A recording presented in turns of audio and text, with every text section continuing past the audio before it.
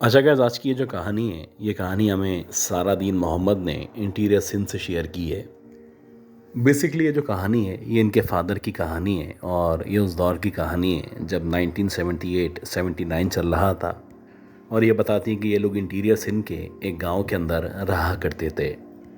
अगर आप आज के दौर की भी बात करें तो जो इंटीरियर सिंध है, वहाँ पे जो भी गांव वगैरह मौजूद हैं, तो वहाँ पे जो सहूलियात हैं वो मुकम्मल तौर पे मौजूद नहीं हैं। अगर आप उस दौर की बात करें तो ये बताती कि एक तो वहाँ के जो रोड थे, ये कच्चे पक्के रास्ते थे। स्ट्रीट लाइट्स का कोई निज़ाम मौजूद नहीं था। और अक्सर ऐसा होता था कि असर होने के बाद ख़ास तौर पे जब मगरिब की नमाज हो जाती, तो आहिस्ता आहिस्ता करके गांव में मुकम्मल तौर पे तारीकी छा जाया करती थी। अगर आप एतराफ़ के गांव की बात करें तो जो एतराफ़ के गांव थे, वहाँ पे भी इतनी ज़्यादा रोशनी या रौनक मौजूद नहीं थी। और ये जो गांव थे, इन गांव के दरमियान तकरीबन 4-4, 5-5 मील का फासला मौजूद था। अब जैसे कि गांव का टिपिकल सेटअप हुआ करता है, वैसे ही गांव था। एतराफ़ में खेत या झाड़ियाँ मौजूद थीं और एक छोटी सी नदी थी जो होती हुई दूसरे गांव से होती हुई आगे बढ़ रही थी। अक्सर ऐसा होता था कि जो गांव की ख़वातीन थीं, उनको जब कपड़े वगैरह धोने होते तो इस नदी के साथ आ जाती। वहाँ पे दिन में कपड़े वगैरह धो के वहीं पे जो पत्थर वगैरह मौजूद थे, वहाँ पे डाल के सुखाया जाता था। जाहिर सी बात है, गांव का माहौल था। और गांव के माहौल में जैसे आज के दौर में भी औरतें गैर महरम के सामने या नामहरम के सामने आने से परहेज़ किया करती हैं, वैसे ही उस दौर में भी नामहरम से इज्तनाब किया जाता था। कोशिश होती थी कि औरतें अपने महरम के साथ मगरिब से पहले पहले अपने घरों में वापस आ जाएं। बात सिर्फ औरतों की नहीं थी, मर्दों को भी अक्सर यही कहा जाता था, यही बताया जाता था कि अगर इनको कहीं जाना हो या ख़ास तौर पे दूसरे गांव या शहर जाना पड़े, तो कोशिश करें कि मगरिब होने से पहले पहले या अंधेरा होने से पहले पहले वापस या अपने घरों में, अपने गांव पहुंच सकें। तो वैसे ही एक दफ़ा ऐसा हुआ कि इनके जो फादर थे, वो किसी काम से दूसरे गांव गए हुए थे। इनकी पूरी कोशिश थी कि जो भी काम है, इस काम को जल्द से जल्द निपटा दिया जाए और निपटाने के बाद कोशिश करके मगरिब से पहले घर पहुंच जाया जाए। लेकिन कुछ ऐसी वजूहात बनी या काम जो था वो इस कदर बढ़ चुका था कि इस काम को ख़त्म होते होते रात के तकरीबन 7:30-8 बजे का टाइम हो चुका था। और जहाँ पे इनके फादर काम कर रहे थे, वहाँ पे जो लोग मौजूद थे वो इनको कहने लगे कि बेहतर है कि आप अगले दिन चले जाएं।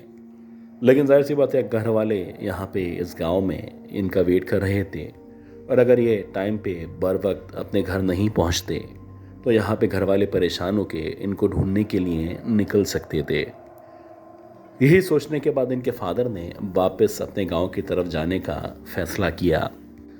खैर, जब इनके फादर वहाँ से निकले तो इनके पास एक स्टिक मौजूद थी, जो कि आमतौर पे पुराने दौर के लोग अपने साथ एक स्टिक या लकड़ी ज़रूर रखा करते थे। दूसरे हाथ में इनके कोई दिया या इस तरह का लालटेन नुमा कोई चीज़ मौजूद थी, जिसके ज़रिए हल्की हल्की रोशनी के ज़रिए ये आगे बढ़ते चले जा रहे थे। अभी इनका जो रास्ता था वो आधा ही तय हुआ होगा कि इनके फादर बताते हैं कि इनको एकदम से ऐसा लगा जैसे कुछ अजीब सी आवाज़ें आना शुरू हुई हैं। ऐसा लग रहा था जैसे किसी चीज़ को या फिर कपड़ों को गीला करने के बाद बार बार ज़मीन पे मारा जा रहा है। जैसे आमतौर पे धोबी इस तरह से कपड़े धोने के बाद उसका मैल निकालने के लिए ज़मीन पे मारा करते हैं। कुछ इस तरह की आवाज़ें थीं जो इनके फादर को मुसलसल सुनाई दे रही थीं। अब शुरू में तो इनके फादर ने इतना गौर नहीं किया, लेकिन जैसे जैसे ये आवाज़ें बढ़ती चली गईं और इनके फादर को जब ये महसूस हुआ कि ये जो आवाज़ें हैं ये बहुत ही करीब से आ रही हैं, यकीनन इस पानी की नदी के साथ कोई ना कोई मौजूद है जो कि शायद इतनी रात में कपड़े धो रहा है।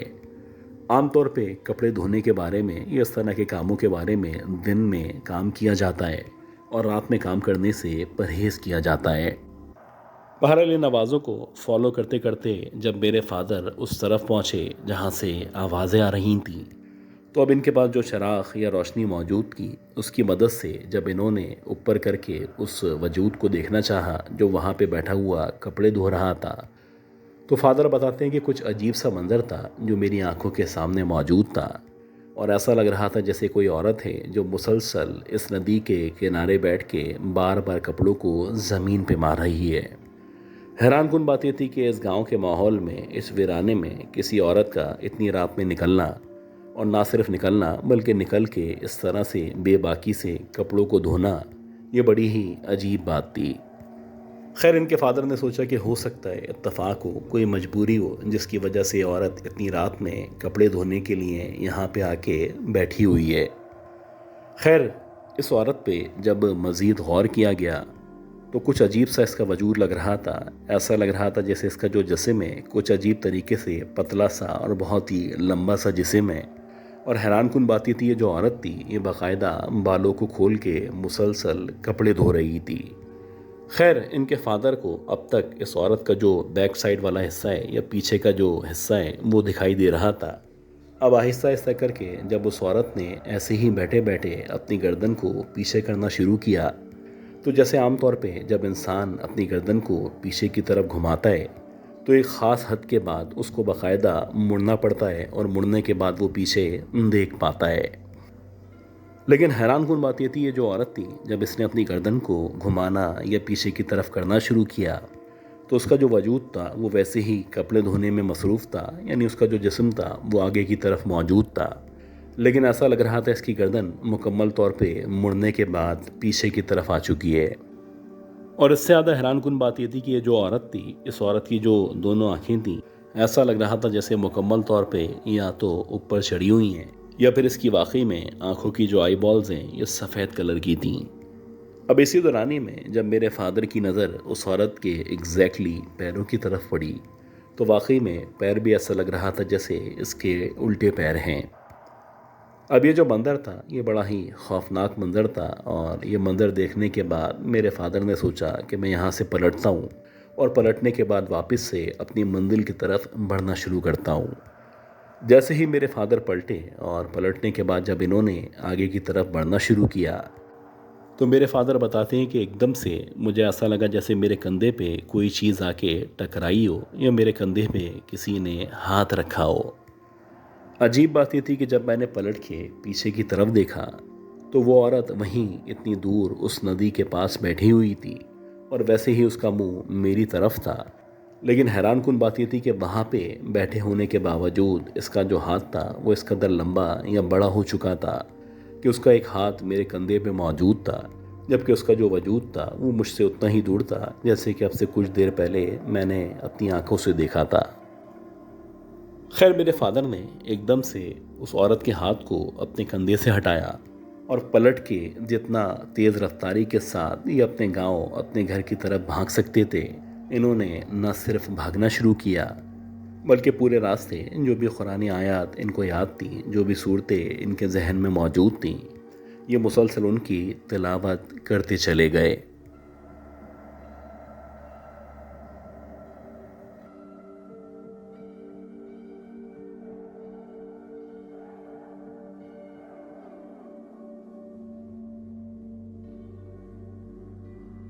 ये कहानी मैं जो आपको सुनाने जा रहा हूँ ये अब से तकरीबन 25 या 26 साल पहले मेरे साथ पेश आई थी।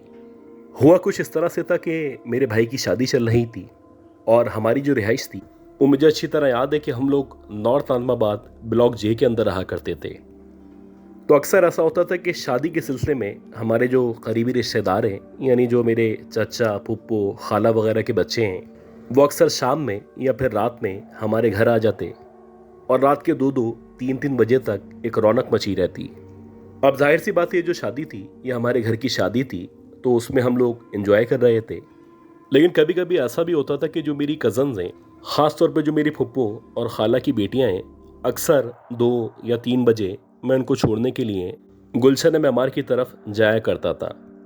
अब क्योंकि ये हमारे प्रोग्राम में शिरकत के लिए आते थे और इनके आने की वजह से हमारे घर की जो रौनक थी वो बहाल हो जाती थी, तो मेरे घर वाले भी कहा करते थे कि ये हमारी जिम्मेदारी है कि अगर कोई हमारे घर आ रहा है और हमारी खुशी में शामिल हो रहा है तो हमें भी चाहिए कि उसका पूरा ख्याल रखें और उसके यहाँ पे आने को इज़्ज़त दें। तो वैसे ही एक दफ़ा हुआ कि रात के तकरीबन 1 या 1:30 बजे का टाइम था। हल्की हल्की सी बूंदाबांदी हो रही थी। अब जब ये लोग अपने गाने वगैरह से फारिग हुए तो मेरी जो खाला वगैरह थी, ये जो भी फुप्पो वगैरह थी, वो कहने लगी कि हमें हमारे घर छोड़ाओ। अब इनका जो घर था वो गुलशन मेमार में भी सबसे आखिर में मौजूद था और अगर आप नॉर्थ नाज़िमाबाद से गुलशन मेमार का जो डिस्टेंस है उसको देखें तो मुश्किल से 40 या 45 मिनट का रास्ता था। खैर मैंने गाड़ी निकाली। गाड़ी निकालने के बाद मैंने जो भी फैमिली थी इसको गाड़ी के अंदर बिठाया और हमारी गाड़ी आहिस्ता आहिस्ता करके गुलशन मेमार की तरफ बढ़ने लगी। अब जैसे ही हमने वाटर पम्प को क्रॉस किया तो इसी दौरानिए में ये जो हल्की हल्की सी बारिश थी ये बहुत तेज़ बारिश में तब्दील हो चुकी थी और ऐसा लग रहा था जैसे जैसे हम लोग आगे बढ़ते चले जाएंगे वैसे वैसे बारिश बढ़ती चली जाएगी। अब मैंने कुछ देर के लिए ये जो मेरी गाड़ी थी इसको साइड में जो पेट्रोल पंप मौजूद था उस पेट्रोल पंप के बिल्कुल नीचे खड़ी कर दी। मैं वेट कर रहा था जैसे ही बारिश कुछ स्लो होगी तो इन लोगों को इनके घर पे छोड़ के वापस अपने घर के लिए रवाना हो जाऊंगा। खैर अल्लाह का करना ऐसा हुआ कि तकरीबन 1 या 1.5 घंटे तक शदीद बारिश होती रही और बिला आखिर बारिश इस कदर हो चुकी थी ऐसा लग रहा था जैसे रोडों के ऊपर पानी जमा हो गया है। खैर कुछ देर के बाद जब बारिश स्लो हुई तो मैंने दोबारा से गाड़ी को गुलशन मेमार की तरफ चलाना शुरू कर दिया। अब ये रास्ता जो कि मुश्किल से 20-25 मिनट का रास्ता था तकरीबन 1 घंटे के अंदर अंदर मैंने ये रास्ता तय किया और जब मैं वापसी के लिए यानी अपने घर आने के लिए वहाँ से रवाना हुआ तो रात के तकरीबन 4-5 बजे का टाइम हो चुका था। अब एक अजीब सी उलझन थी, आगे पीछे पानी मौजूद था। एक तो मुझे गाड़ी को स्लो चलाना था और दूसरी चीज़ ये है कि ऐसे में अक्सर चोर डकैत या इस तरह के लोग रोड पे आके लूटामारी किया करते हैं। खैर मेरा ख्याल है कि मैं जमाली पुल पे था या उसके बहुत ही करीब मौजूद था।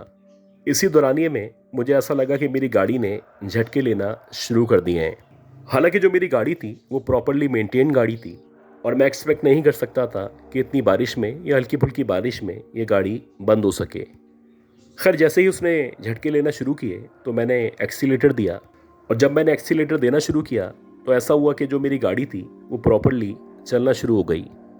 अब मैं चाहता था कि मैं किसी भी कीमत पे जैसे भी गाड़ी को भगा के जल्दी से अपने घर पहुंच जाऊं, क्योंकि जिस एरिया में या जिस रास्ते पे मैं मौजूद हूं कभी भी यहाँ पे कहीं से भी डाकू आ सकते हैं। खैर जैसे ही मैंने अपनी गाड़ी को भगाना शुरू किया तो मुझे अच्छी तरह याद है कि मेरी गाड़ी की जो स्पीड थी वो तकरीबन 60 या 70 के दरमियान थी और मेरा ख्याल है कि आलासिफ आने ही वाला था।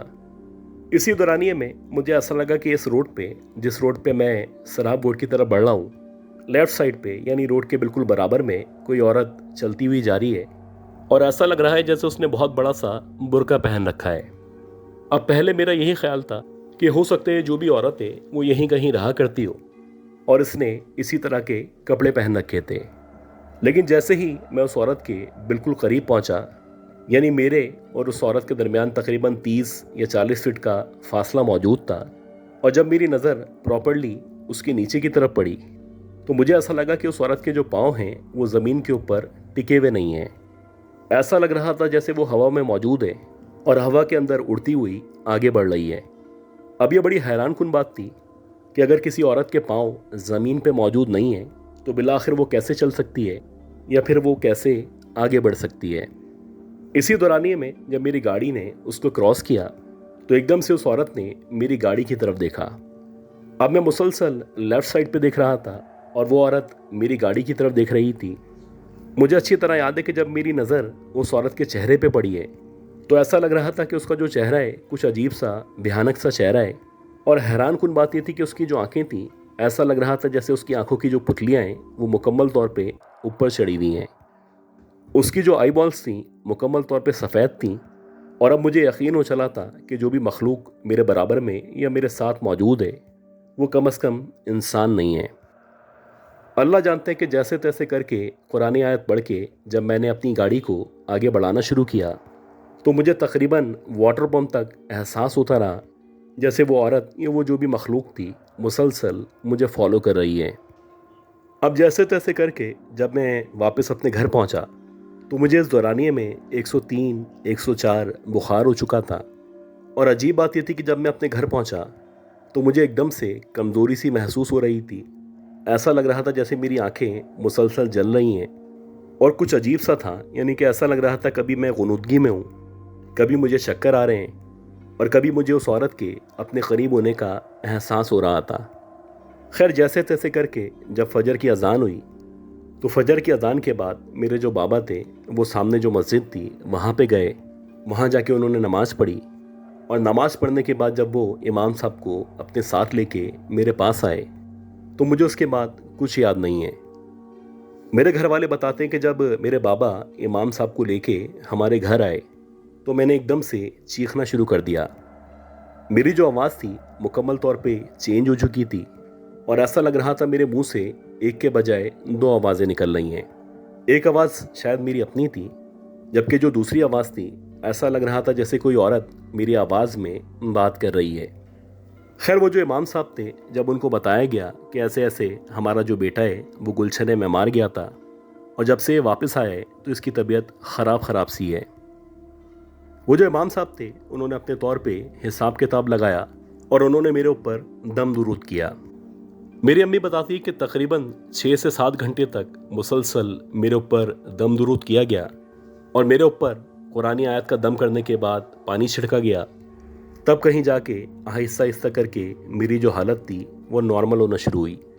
इसके साथ साथ जो तिबी इलाज था, यानी जो डॉक्टर्स वगैरह थे, उनसे बुखार की दवा ली गई और तकरीबन 10 या 11 दिन के बाद तब कहीं जाके मेरी जो तबीयत थी वो कदरे बेहतर हुई।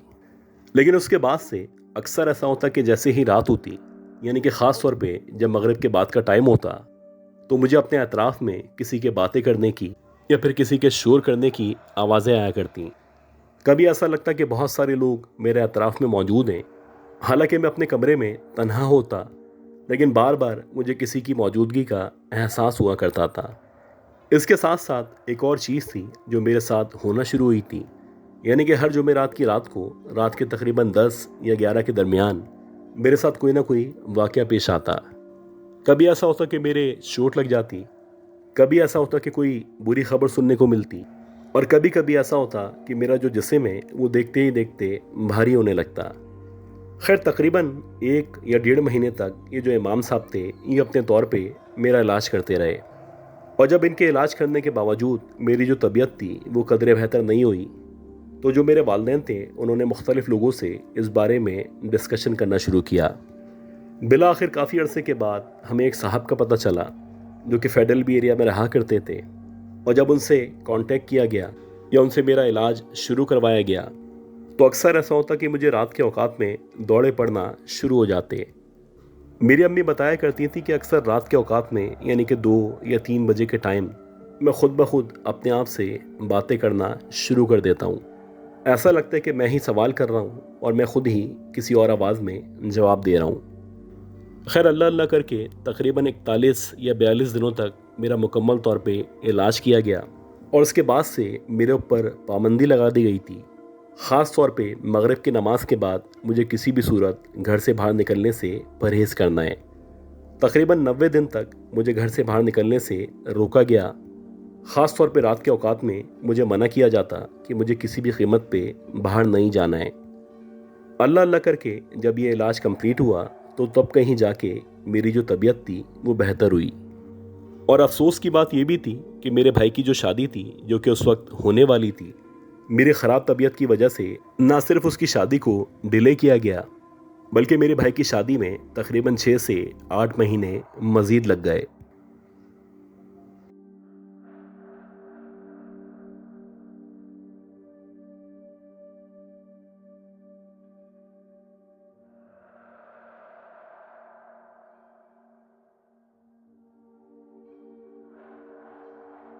ये जो स्टोरी है ये अब से तकरीबन 22 या 23 साल पुरानी है। मुझे अच्छी तरह याद है कि 2002-2003 चल रहा था और मैं किसी भी काम से मौड़ीपुर गया हुआ था। अब हमारी जो रिहाइश थी वो क्योंकि नॉर्थ कराची के अंदर मौजूद थी, तो ये जो डिस्टेंस था तकरीबन 45 से 50 मिनट का डिस्टेंस था। खैर जब मैं मौड़ीपुर से निकला तो रात के तकरीबन 2:15 या फिर मेरा ख्याल है कि 2:30 बजे का टाइम था। बहरहाल जब मैं निकला तो रोड मुकम्मल तौर पे सुनसान थे। ऐसा लग रहा था जैसे दूर दूर तक कोई भी नहीं रहा करता। अच्छा बात ये भी है कि ये जो रोड है ये क्योंकि हमेशा से खाली रहा करता है और इस रोड पे रात के औकात में इतनी ज़्यादा ट्रैफिक नहीं होती, तो अक्सर चोर डाकू इस रोड के ऊपर वारदात किया करते हैं। शायद ये भी एक वजह थी कि इतनी रात में लोग इस रोड पे आने से परहेज़ किया करते थे। मुझे अच्छी तरह याद है कि मैं हल्की हल्की आवाज़ में गाने सुन रहा था, और ना सिर्फ गाने सुन रहा था बल्कि गाने सुनने के साथ साथ मैंने अपनी आवाज़ में गाने गाना भी शुरू कर दिए थे। मुझे अच्छी तरह याद है कि उस दौर में वहाँ पे एक पुलिस चौकी मौजूद हुआ करती थी, और जैसे ही मैंने उस पुलिस चौकी को क्रॉस किया और क्रॉस करने के बाद मुश्किल से 5 या 7 मिनट का रास्ता कवर किया होगा कि मुझे ऐसा लगा कि लेफ़्ट साइड पे जहाँ पे मैं जा रहा हूँ एक छोटी सी यानी कि मुश्किल से 9 या 10 साल की बच्ची रोड पे खड़ी हुई है। वो बच्ची ना सिर्फ नंगे पैर है बल्कि ऐसा लग रहा है कि शदीद परेशानी का शिकार है। ये उस बच्ची को मेरी मदद की ज़रूरत है। खैर, जैसे ही मैंने इस वीरान जगह पे, इस सुनसान जगह पे उस बच्ची को देखा तो मैंने अल्लाह जाने क्या सोचते हुए एकदम से गाड़ी को स्लो किया और बिला आखिर गाड़ी को कुछ आगे जाके रोक दिया। मुझे नहीं पता कि मैंने गाड़ी क्यों रोकी थी। अगर आप आज भी इस दौर में भी मुझसे कहें कि रात के औकात में उस रोड पे गाड़ी रोकनी है तो शायद मैं आपको मना कर दूं। लेकिन किस्सा मुख्तसर, अल्लाह जानता है कि मैंने जब गाड़ी रोकी तो जैसे ही मैंने गाड़ी रोकी वो जो बच्ची थी वो एकदम से भागती हुई मेरी गाड़ी के पास आई। अब जैसे ही वो बच्ची मेरी गाड़ी के पास आई तो मैंने उससे पूछा कि बेटा, इतनी रात में आप क्या कर रहे हो? वो बच्ची कहने लगी कि साहब, पीछे मेरी अम्मी बीमार हैं, उनकी तबीयत बहुत ज़्यादा ख़राब है। अगर हो सके तो मेरी अम्मी को अस्पताल तक लेके चलें। हो सकता है कि अगर आप उनको अस्पताल लेके जाएंगे तो मेरी अम्मी की जान बच सके। अब जैसे जैसे ये बच्ची अपनी बातें बता रही थी तो जाहिर सी बात है मेरे दिल में इस बच्ची के लिए हमदर्दी पैदा हो चुकी थी। मैंने सोचा कि इस बच्ची की मदद करनी चाहिए। खैर, मैंने उस बच्ची को कहा कि आके पीछे मेरी गाड़ी में बैठो और मुझे बताओ कि तुम्हारी अम्मी कहाँ पे रहा करती हैं। अब जैसे ही मैंने उस बच्ची से पीछे बैठने का कहा तो उस बच्ची ने अपने हाथों से गेट खोलने की कोशिश शुरू कर दी। जैसे ही उस बच्ची ने अपने हाथों को गेट की तरफ बढ़ाया, आप यकीन करें कि जब मेरी नज़र उस बच्ची के हाथों के ऊपर पड़ी तो कुछ देर तक तो मेरा दिमाग माऊफ हो गया और मुझे यकीन ही नहीं आ रहा था कि ये जो बच्ची है बिलाखिर इसके हाथों को क्या हुआ है। ऐसा लग रहा था जैसे उस बच्ची के हाथ उस बच्चे के हाथ नहीं है बल्कि शायद कोई 80 या 85 साल की कोई औरत है, उसकी तरह उसके हाथ थे। यानी कि उसके हाथों की स्किन लटकी हुई थी, बेतहाशा झुर्रियाँ मौजूद थीं और ऐसा लग रहा था जैसे उसके हाथों में जगह जगह ज़ख़म मौजूद हैं। जैसे ही मेरी नज़र उस बच्ची के हाथों के ऊपर पड़ी तो इसी दौरानिए में वो बच्ची एकदम से हंसने लगी। अजीब बात ये थी कि उस बच्ची के हंसने पे मुझे बड़ा ताज्जुब हुआ, क्योंकि अभी कुछ देर पहले वो कह रही थी कि मेरी अम्मी की तबीयत ख़राब है। इसी दौरानिए में जबकि वो बच्ची हंसना शुरू कर चुकी थी, ऐसा लगा देखते ही देखते उसका चेहरा बदलना शुरू हो चुका है। ऐसा लग रहा था उसका चेहरा अब किसी बच्ची के बजाय किसी बूढ़ी औरत के चेहरे में तब्दील हो चुका है, और अब मुझे एहसास हो रहा था कि ये जो बच्ची है ये यकीनन इंसान नहीं है। आमतौर पे कहा जाता है कि इस तरह के वीरानों में, सुनसान जगहों पे या ऐसी जगहों पे जहाँ पे आबादी मौजूद नहीं हुआ करती, छलावे या शेप शिफ्टर्स नज़र आया करते हैं। खैर, मैंने फ़ौरन से आयतुल कुर्सी पढ़ना शुरू की, और जैसे ही मैंने आयतुल कुर्सी पढ़ना शुरू की तो देखते ही देखते ये जो बच्ची थी, ये जो भी मखलूक थी, ये ना सिर्फ पीछे हटी बल्कि देखते ही देखते नीचे की तरफ उतरी और ऐसा लगा देखते ही देखते गायब हो चुकी है।